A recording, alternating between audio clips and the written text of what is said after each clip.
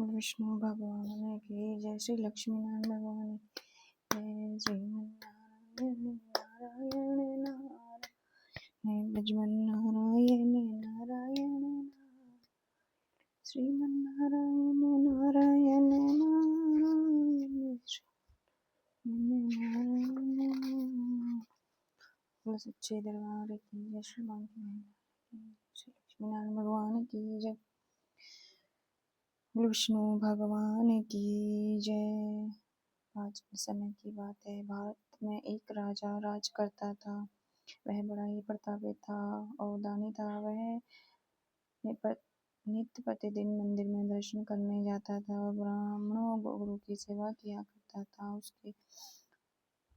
उसके द्वार से कोई भी आश्चर्य निराश होकर नहीं लौटता था। वह प्रत्येक भगवान का व्रत एवं पूजा करता था। ये सब हर गरीबों की सहायता करता था, परंतु ये सब बातें उसकी रानी को अच्छी नहीं लगती थी। ना ही वह बात करती, ना ही किसी को भी पैसे दान में देती थी। वह राजा से भी ऐसे करने मना क्या करती थी। एक समय की बात है कि राजा शिकार खेलने वन को चले गए। रानी दासी उसी समय गुरुवार बृहस्पतिवार साधु के रूप में धारण आया और राजा के पास आकर भिक्षा मांगने आया। तो साधु ने रानी से भिक्षा मांगी तो वह कहने लगी, हे साधु महाराज, मैं इस दान पुण्य से तंग आ गई हूँ। ऐसा कार्य करे कि सब धन नष्ट हो जाए।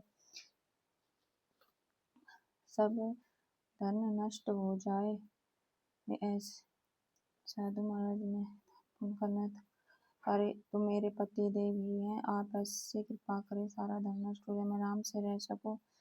साधु आरोपी वसुदेव ने कहा कि हे देवी, तुम बड़े विचित्र हो। संतान और धन से कोई दुखी नहीं होता, उसको सभी चाहते हैं। पापी भी पुत्र धन की इच्छा करते हैं। अगर आपके पास अधिक धन हो तो भूखे मनुष्य को भोजन कराओ, ब्राह्मणों को दान कुएं आदि का नमन कराओ, मंदिर पाठशाला बनवाओ, कुंवारी कन्या का विवाह कराओ, जिससे तुम्हारा कुल यश बढ़ेगा।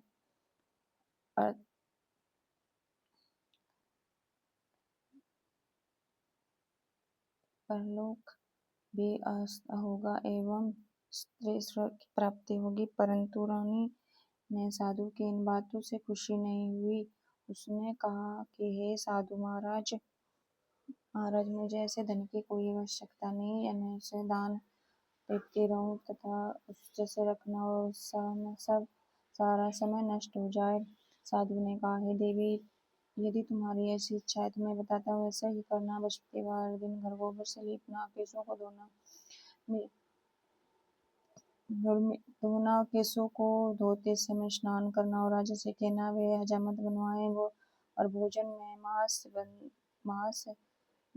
भोजन में मांस मदिरा खाना और कपड़े धोबी को डाल देना। इसी प्रकार से बृहस्पतिवार करने से तुम्हारा सब धन नष्ट हो जाएगा। यह कहकर साधु महाराज भी बृहस्पति रूप अंतर ध्यान हो गए और रानी ने साधु के कहने के अनुसार 7 बृहस्पतिवार तक वैसा ही करना विचार किया। साधु की बात अनुसार कार्य करते हुए 3 बृहस्पतिवार बीत गए कि उसके समस्त धन नष्ट हो गया और भोजन के लिए दोनों समय परिवार तरसने लगा। संसार भोगी दुखी रहने लगे। तभी राजा ने रानी से कहने लगा कि हे रानी, तुम यहाँ पर रहो, मैं दूसरे देश में जाकर कोई कार्य करता हूँ। परदेश जाकर वह कोई काम धंधा करूंगा, शायद हमारा भाग बदल जाए। ऐसा कहकर राजा परदेश चले गए। जंगल में लकड़ियां काट कर लाता उस शहर में बेचते जीवन व्यतीत करने लगे। इधर राजा के बिना रानी दासी दुखी रहने लगी। किसी दिन भोजन मिलता, किसी दिन एक समय रानी वो दासी को व्यर्थ हो गया भोजन व्यतीत करना पड़ा। तो रानी ने अपनी दासी से कहा कि हे दासी, यहाँ पास के नगर में मेरी बहन रहती है, उसके पास 4-5 बुझार ले आ, कुछ समय के लिए गुजारा हो जाएगा। दासी ने रानी की बहन के पास गई। बहन उसी समय पूजा कर रही थी। बृहस्पतिवार का दिन था। दासी ने रानी की बहन से कहा, रानी, मुझे आपकी बहन ने भेजा है, मुझे 5,000 दे दो। ये बात सुनकर अनेक बार कहा, परंतु रानी ने कुछ उत्तर न दिया।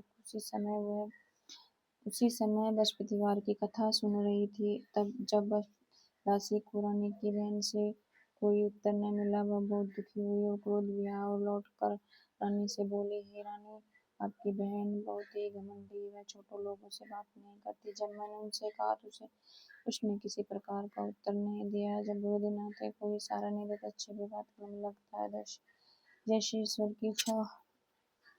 उधर रानी की बहन ने सोचा कि दासी आई थी, परंतु मैंने उससे बोली, बहुत दुखी हो गई। अंत वह कथा विष्णु भगवान का पूजन समाप्त करके अपनी बहन के घर आई और कहने लगी कि ये बहन, बृहस्पतिवार की व्रत कर रही थी, तुम्हारी दासी हमारे घर आई थी, परंतु तब तक मैं कथा होती, तब तक ना मैं उठती और ना ही मैं बोलती, इसलिए मैं नहीं बोली।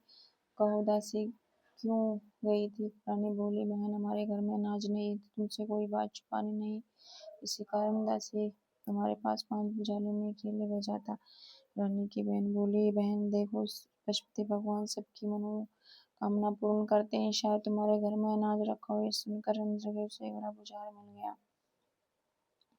मिल गया। उसे बड़ा ही हैरानी हुई, क्योंकि उसने एक बर्तन खाली देखा था। उसे बाहर आकर रानी को बताया। दासी अपनी रानी से कहने लगी, हे रानी, देखो, वैसे हमको जब अन्न नहीं मिलता तो हम रोज ही व्रत करते हैं, अगर इस व्रत की विधि पूछ ले तो हम भी क्या करेंगे। दासी ने कहने पर रानी दोनों ने बहनों बृहस्पतिवार का व्रत के बारे में पूछा। उसी बहन ने बताया कि रानी बहन, बृहस्पतिवार के दिन सूर्योदय पूर्व उठकर स्नान करके बृहस्पतिवार के दिन व्रत करना चाहिए, लेकिन उस दिन सर नहीं धोना चाहिए और बृहस्पतिवार में चने की दाल मनुक्खे से विष्णु भगवान के केले के वृक्ष की जड़ में पूजन करें तथा दीप जलाएं तथा उस दिन एक समय भोजन करें और भोजन पीला पीला करें तथा तथा कथा सुने। इसी प्रकार से गुरु भगवान प्रसन्न होते, अन्न पुत्र धन देते हैं।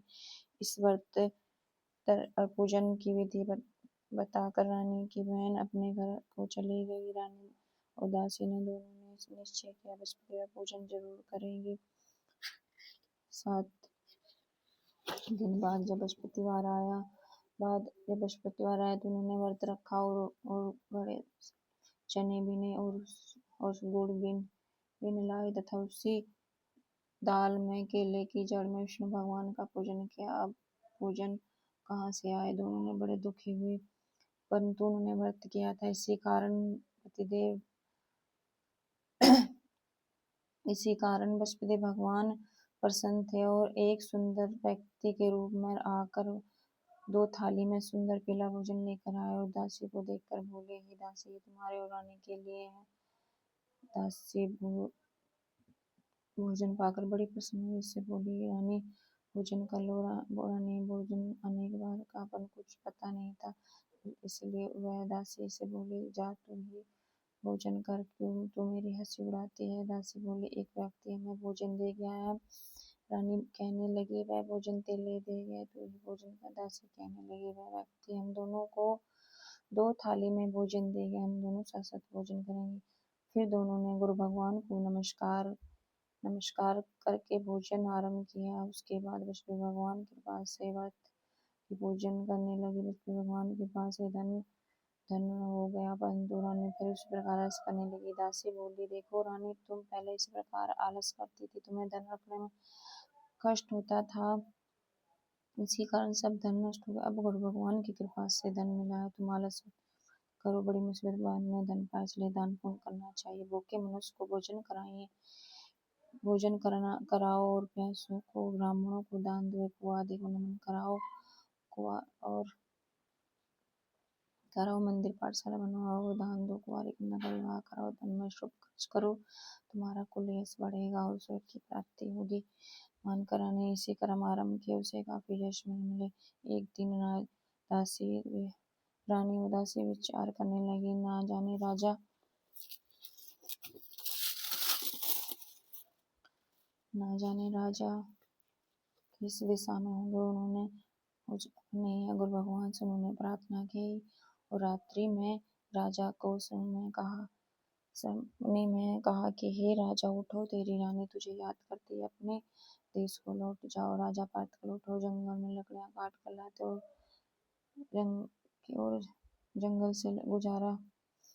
जंगल में गुजारा करते हुए सोचने लगा, रानी की गलती से कितना दुख भोगना पड़ा, राजपाट छोड़ना पड़ा, उस जंगल में आकर रहना पड़ा, जंगल में लकड़ियां काट कर उससे बेचकर ना पड़ा। उसी समय उसे जंगल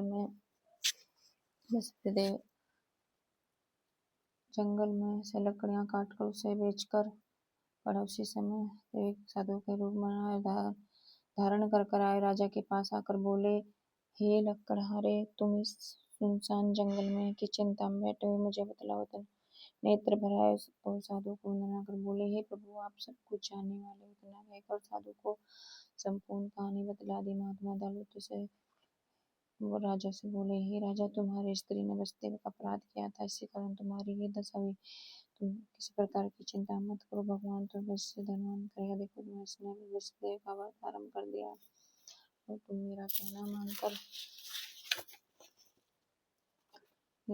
मानकर चने की दाल और जल के लोटे में डालकर केले के पत्तों का भगवान पूजन करो, फिर कथा कहो और सुनो, भगवान तेरी सब मनोकामना पूर्ण करे। शायद तुम्हारे राजा बोले, हे प्रभु, मुझे लकड़ियां बेच कर इतने पैसे नहीं भोजन कर सो तुम कुछ बचा सको और मैं उनसे खाने मुझे मालूम नहीं है जान सको। इसमें सिखाने का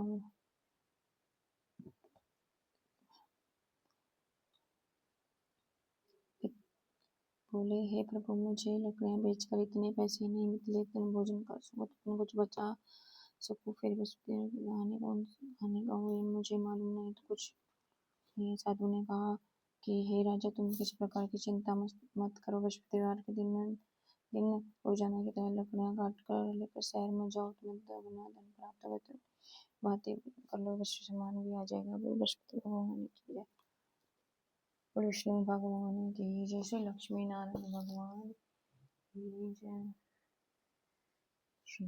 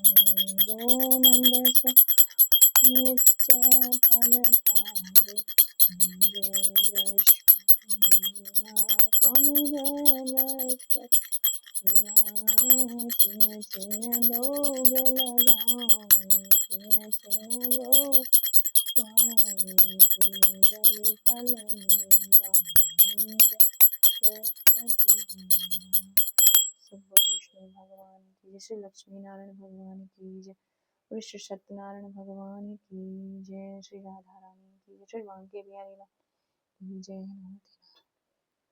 फूल सच्चे दरबार की जय।